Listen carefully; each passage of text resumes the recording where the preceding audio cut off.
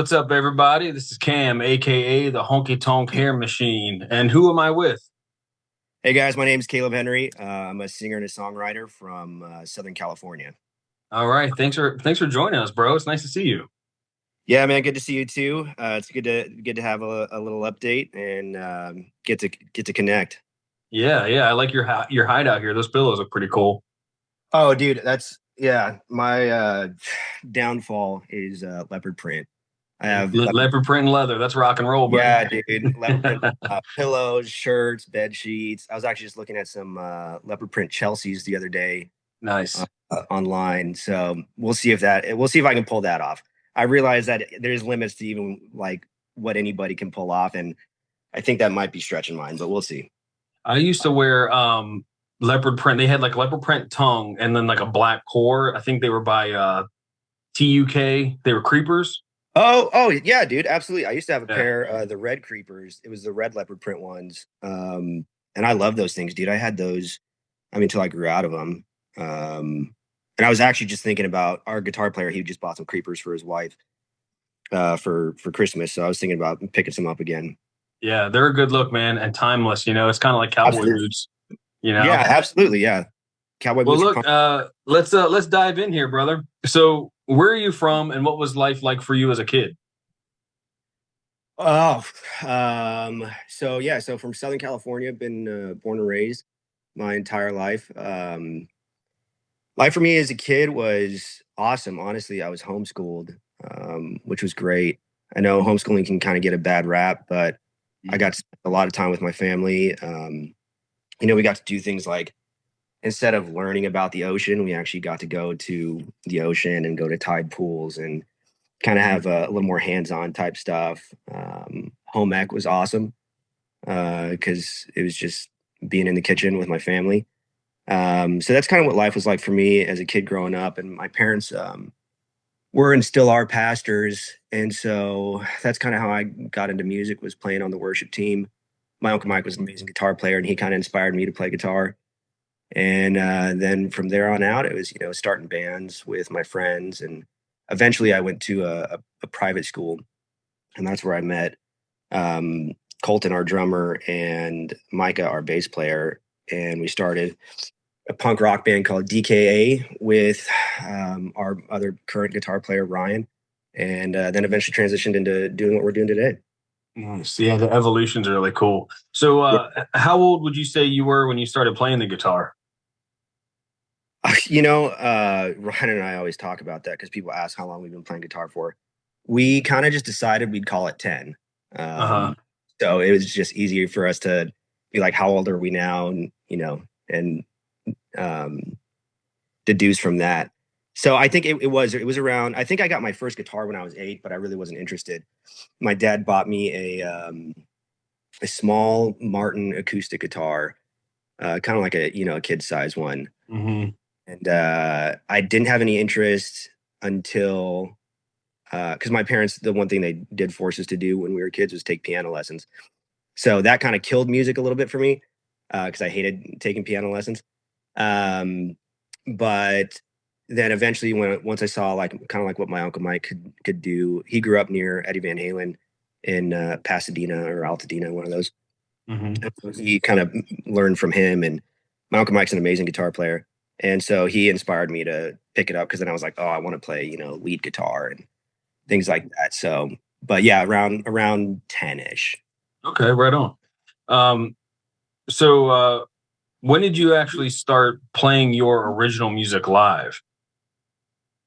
That I actually have a specific year for you. Well, I mean, in terms of like what we're doing right now with Caleb Henry and the Customs, that was 2017. Okay. Before that with DKA, I mean, I think our first show was at Chain Reaction in 20. I think it was 2013 or 2014, I believe. But in terms of how we are today, this outfit, yeah, 2017. So it's been a couple of years. And that's for original music. So were you guys doing like covers before that or anything like that? No, I'm sorry. So I guess what I meant was like we always did original music. That's one thing that was always super important to me was Hmm. like beyond for me musically, like what I would consider myself first and foremost as a songwriter. Okay. Mm. I can hold my own on guitar. I'm not the best. I'm not the worst. I don't know, man. I've seen your videos. You're killing it. You're really good. Thanks. I definitely have a style that I like to kind of like play into, but and then even like even vocally, I'm not the strongest singer per se. Um, but that's kind of what punk rock showed me, was that you don't need to be. Yeah, You yeah, yeah. There's a know? lot of parallels, right, with like punk, and I always Yeah, said that, like punk rock and outlaw country and yeah, western goth, we'll call it. What do you? yeah, man, absolutely. What's And oh, sorry, go ahead. No, it's like my ADD likes to kick in and take over. Yeah. What what do you do as far as like, I've watched your videos with you playing guitar, and you start talking about scales and pentatonics and Mm, sharps and flats, and I'm a classically trained guitar player via the Misfits. sure. So Yeah. so what do you do for your voice? Like how do you take Oh, care of your voice? I don't, man. At all. That was if anything, it's funny. So when we started DKA, I was not meant to be the singer. We just didn't have one. And so I did it. Dude, it's so embarrassing if you listen to those old recordings. And to the point to where like everybody in the band was like, we gotta get like a different singer because Caleb sucks. And I was told, but it wasn't like I can take criticism very well. And so I wasn't like offended by it. I was like completely on board. I was like, you guys are right. Like, I'm not a singer. We need to get somebody, who can do this. But then we couldn't find a singer. And so I kept doing it, and my voice started changing over time. And I was going pretty hard back then, vocally, with, a lot of screaming, yelling, doing everything like completely incorrectly. And so it definitely changed my voice. And it's funny. I guess it worked out for the better. It gave me this like permanent squeak with certain notes. Mhm. Um, like we have this one song called "My Sweet Darling," and it is so rare that I can get out that first line without my voice cracking uh, Mhm. on one of the lines, and it kind of just ended up becoming like the style. And at first, we'd all laugh about it, but then we got some compliments. A couple write ups that we got mentioned it. And that's one thing that I've always wanted to do, is like keep that hard edge of, maybe we're not playing like punk beats per se, but that's why I call it Black Flag Country. Mhm. It, I kind of wanted to step away from like the outlaw thing because everybody's using that. Yeah. And my writing can, for some things, can be very focused, very anti-authority, anti-government. Still has the punk rock Mhm. spirit. I'm an anarchist personally, and a couple of the guys in the band are. And so one of the things, the classic staple mark of anarchy is a black flag outside of the A. Uh, Mhm. Calling it Black Flag Country. And but yeah, so to get back to your question, I don't really do much for my voice. Even with how I am right now, I have band practice tomorrow. Mhm. Not gonna, sometimes I'll do like the lemon. I drink a lot of tea, not intentionally for my voice, but I don't do any of like the vocal warm ups or anything like that. And in that respect, I'm like, if I had to rank it, it's like songwriter, guitar player, vocalist. Yeah. Uh, Yeah. what I really focus in on honing in terms of a craft, songwriting is definitely number one. And then guitar playing would be number two. My voice is just kind of, it is what it is at this point. So you're a multifaceted artist. You're playing live. You want to bring your best show possible live. You're Mhm. playing guitar. You're singing. How do you balance singing, hitting the words, playing guitar, making sure you're playing what you need to play, but also putting on like a good show? Um, what challenges do you face trying to juggle those three things when you're playing live? Dude, so many. And it's something that I feel like a lot of people, it's like a lot of people, they can look at musicians and kind of, they see you up on stage, and they have this idea that you have it all together. When most of the time, dude, I'm on stage, I'm in my head, I'm just like, oh my God, oh my God, oh my God. Uh, Yeah. it's remembering the words, it's remembering the notes, and then it's the guitar solos, when you have to punch this guitar pedal to get, the phaser or a boost for a guitar solo. There's so much going on stage Yeah. that a lot of people laugh. I always say like the only time I'm like really truly relaxed is when I'm like fishing, shooting, or cooking in the kitchen. And then people are always like, but like you love music and like when you're on stage, I'm like, dude, that is the most stressful thing that you could Yep. go through. Hmm. Because then, like you said, it's putting on a good show. You have to do the crowd interactions, and that usually comes a lot more. That's like the easiest part. And we've had some really just like monumentally funny crowd interactions. I remember one I was pointed at this couple, and I started talking to them, and we were about to sing this like really romantic song. It's like one of the few like actual happy love songs that I have. And I was like, this song goes out to you guys. And then they were like, oh, we're actually like discussing our divorce. And the entire place just started erupting with laughter. Um, and even they were laughing. And I was like, dude, like you can't make stuff like that up. Yeah. Those I cherish the most. In terms of preparing for it, it's just uh, it's practice. The crowd interaction stuff you can't prepare for. That's Hmm. gonna, regardless. I do spend a decent amount of time practicing guitar solos and the lyrics because there have been multiple times where I forget the lyrics. That's actually a given. Like it's gonna happen at least once during a show. Yeah. Yeah. No Like doubt. I have enough words floating around up here that I can like Hmm. think of something else that rhymes. Yeah. It And happens quick, right? You can fire that off. yeah, you can make it work. Yeah. Mm. But yeah, dude, really just practicing, man. That's the only thing that I could ever advise anybody to do. Is think about yourself from the audience perspective, Yeah. Yep. because a lot of times I played guitar for this one guy. I don't want to say his name, but he's a celebrity, and I would say his name, but it's just like in my mind, it's kind of like embarrassing to think of, so I just don't want to put him on Sure. blast. Yep. Um, and we were at the rehearsal spot in over in Glendale, and I grew up like loving this guy, and so being able to play guitar for him was really awesome. And I remember I asked him kind of like a similar question, and he kind of played it off cool. And then my buddy who was also playing with him told me later on, he's like, dude, he literally like practices like dance moves like in front of the mirror. Um, But you which got to like, do it, man.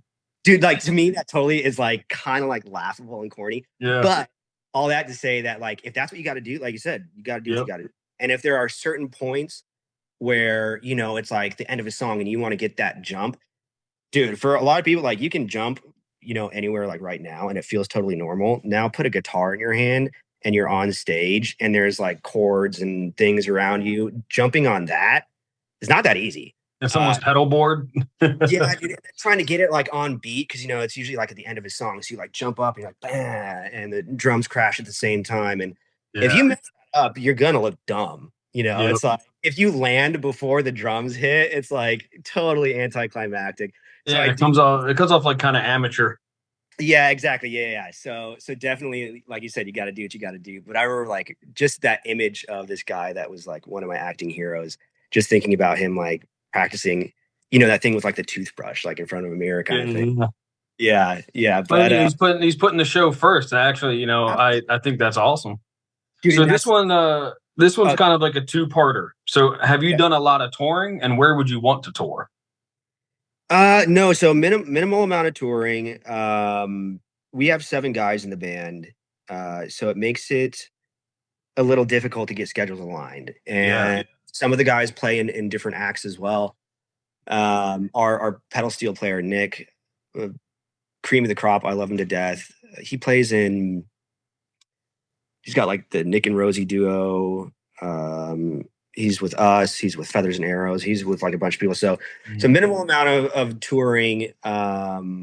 We do play a lot in the California area. So we'll go from here to Pomona to Tehachapi to Bakersfield, Fresno, Los Angeles. Um, if I could tour anywhere, dude, wherever the energy is really good. I mean, I guess I I guess energy wise, like Brazil. Mm. Um, which I don't know if you can tour Brazil. I don't know if it's just like you just go there and you play the one Mhm. spot, and you have to be like, a really big act to do that. We get a lot of encouragement from the Brazilians. They really like this stuff. And then Japan, same. The country rock Americana esque amalgamation that we do does really well out there. In the U.S., it's kind of selfish. I mean, Tennessee, Georgia. Actually love Georgia. I would love to go back there, to Dahlonega specifically. Um, but Nebraska would be sick. Montana would be sick because I like the idea of like the small dives. Yeah. We had a buddy who was trying to get us to come and play it on his ranch in Colorado. That would be awesome. I love those one-off things. We did a gig this past year called Sky on the River, and it's on the Kern River at this like super cool retreat, and you're playing in front of like maybe like 80 people to 100 people is like packed. But then people are camping on the river, they're fishing, and you're not an artist. You're just like one of the people there, or you just happen to be, Mhm. one of the entertainers. So I like those types of things. So definitely more kind of like from Nebraska's selfish. That's just because of Bruce Springsteen's album. It's one of my favorites, and I've never been, so I want to go see there.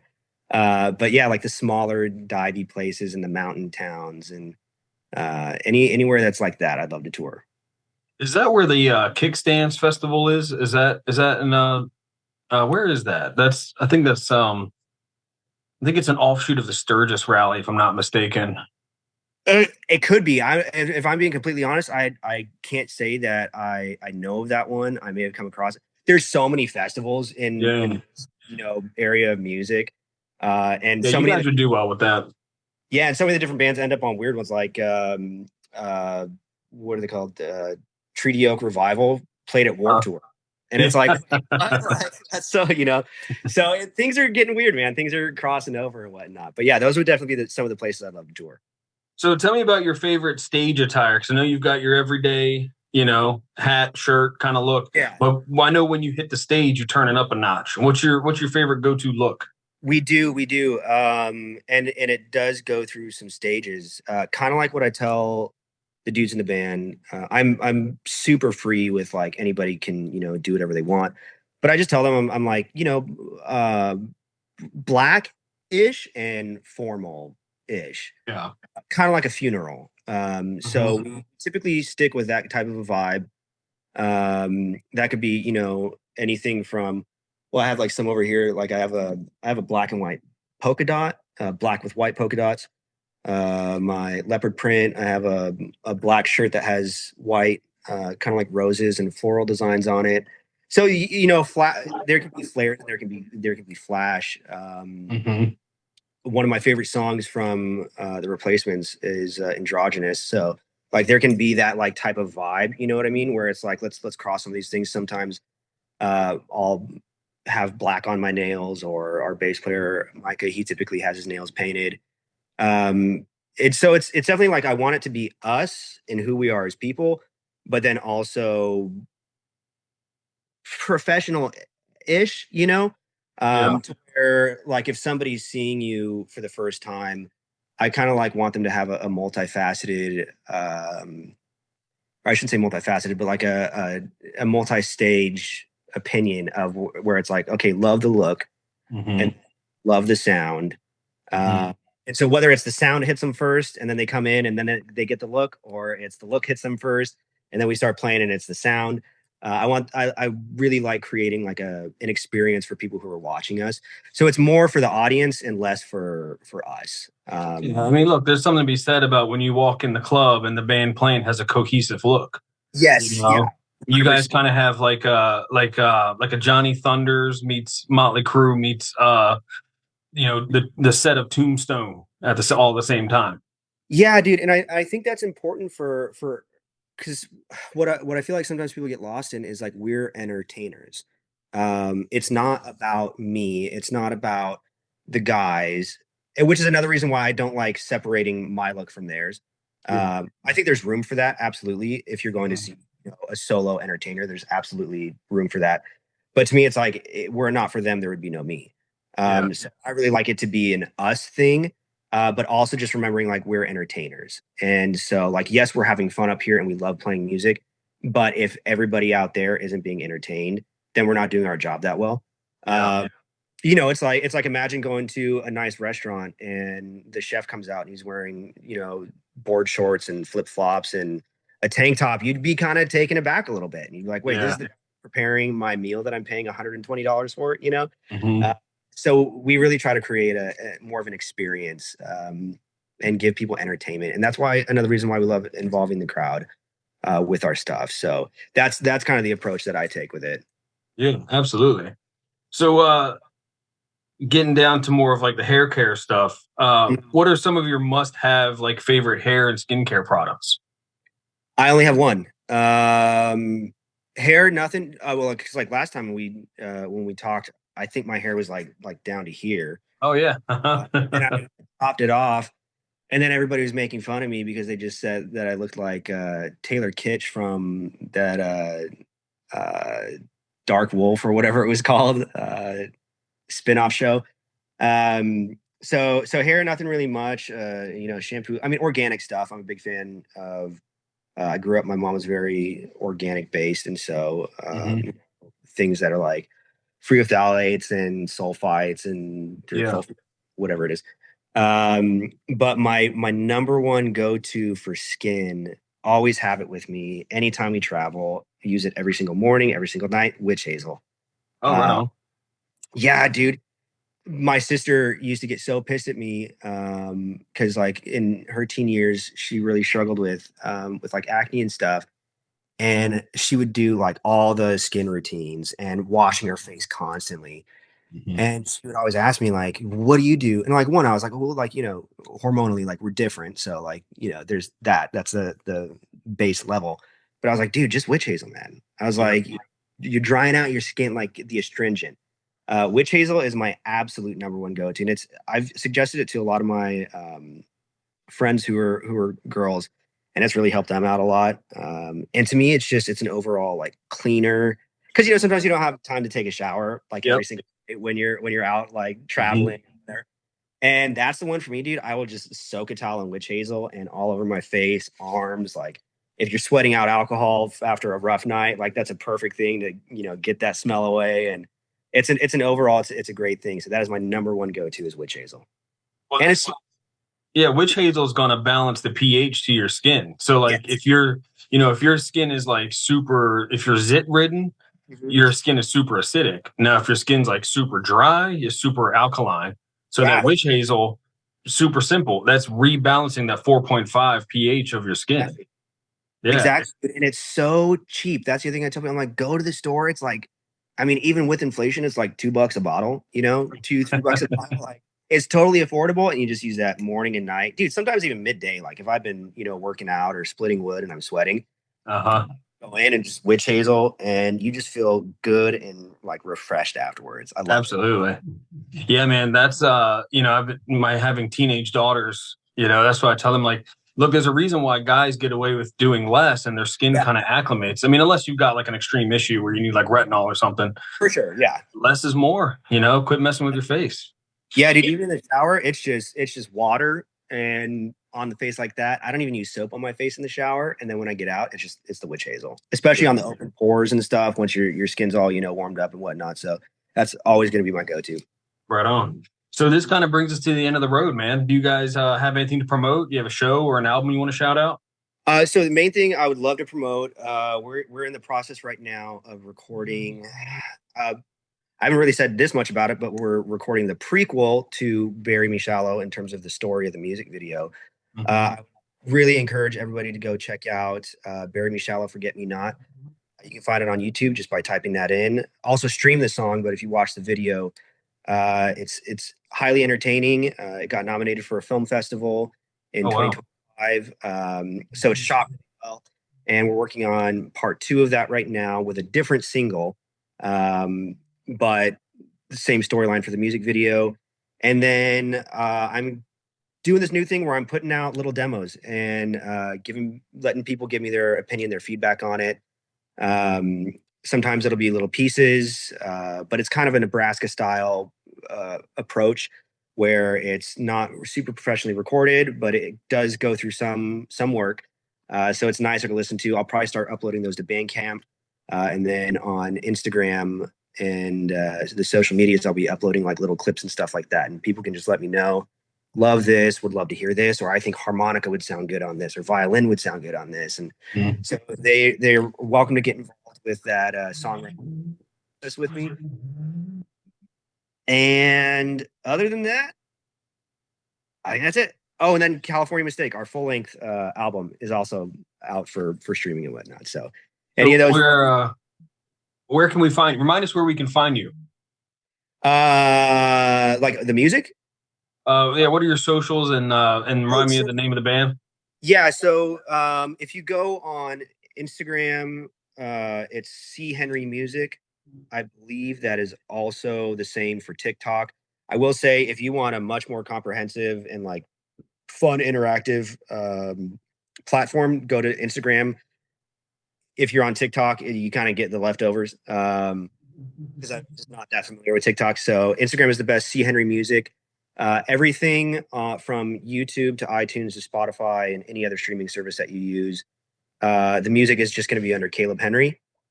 Okay, If you catch us at a live show, it'll be under Caleb Henry and the Customs. right Um, on. yeah, and I might actually off air hit you up a question about that, your opinion. But yeah, that's where to find me. All right, brother. Well, look, man, let's hang up here, but stay on the line with me for just a hot second. I appreciate you jumping on and talking for a minute.